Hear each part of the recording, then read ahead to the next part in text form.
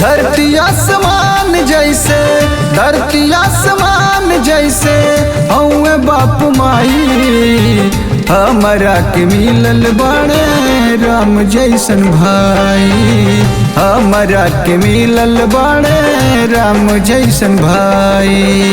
दाना बाड़ जिनके हमार तोहरा के पाई, हमरा के मिलल बड़े राम जैसन भाई, हमरा के मिलल बड़े राम जैसन भाई।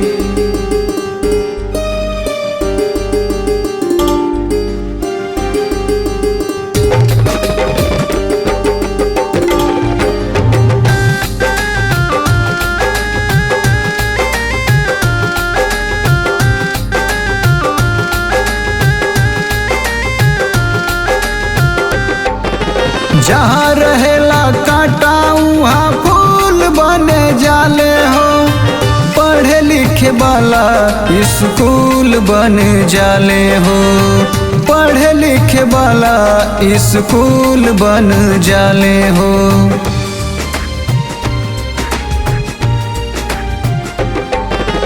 जहाँ रहेला कांटा हमें फूल बने जाले हो, पढ़े लिखे वाला स्कूल बने जाले हो, पढ़े लिखे वाला स्कूल बने जाले हो।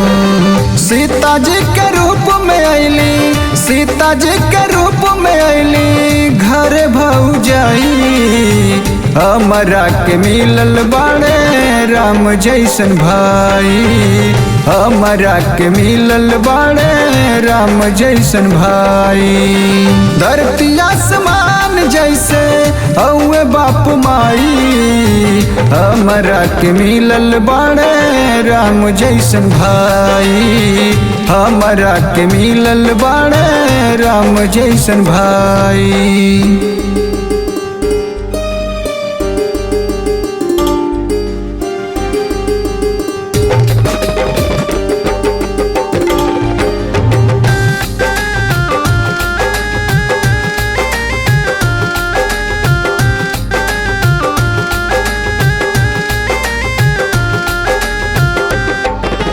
हर दिल के धड़कन हमें ऊ अखिया के उतारा हो, जिए जैसे चमके आसमान में सितारा हो, जिए जैसे चमके आसमान में सितारा हो।